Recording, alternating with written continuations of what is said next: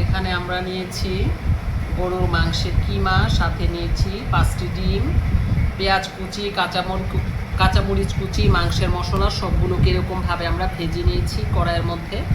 এখানে কতগুলো রুটি বানিয়ে নিয়েছি এবং এই রুটিগুলোকে এভাবে হাফ করে কেটে নিয়েছি। এটা আপনারা চালের আটা দিয়েও করতে পারেন।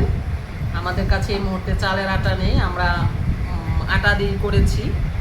তো এইখানে আমরা কিছু এরকম বানিয়ে রেখেছি, এরকম হাফ শেপ করে। একটা আপনাদের জন্য দেখিয়ে দিচ্ছি, এরকম ভেতরে পুর বা কিমাটা নিয়ে এরকমভাবে আটকে দিবেন। এটা শুধুমাত্র গরুর মাংস দিয়েও করা যায়, আপনারা ইচ্ছা করলে খাসির মাংস, মুরগির মাংস অথবা ডিম, আমরা যেরকম মাংস এবং ডিম মিক্সড করে নিয়েছি এরকমভাবে করতে পারেন।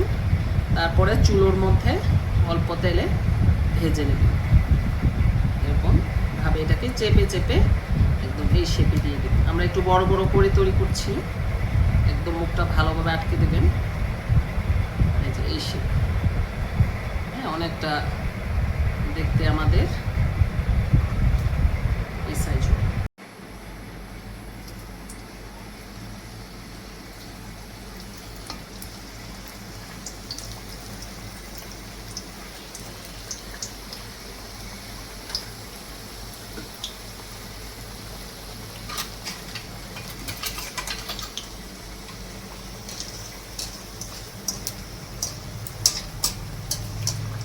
একটু একটু আমরা ডুবো তেলে ভেজে নেব।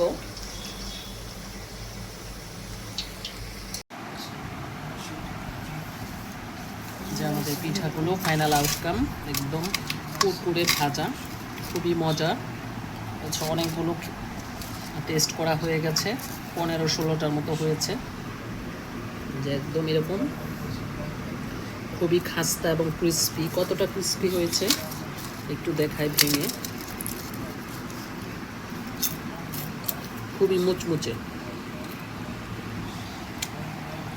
বিকালের নাস্তায় ঝটপট বানিয়ে নিতে পারেন। ওটা যদি আগে থেকে রেডি করা থাকে তাহলে আপনারা এইভাবে পিঠাগুলো বানিয়ে নিতে পারেন, খুব সহজ।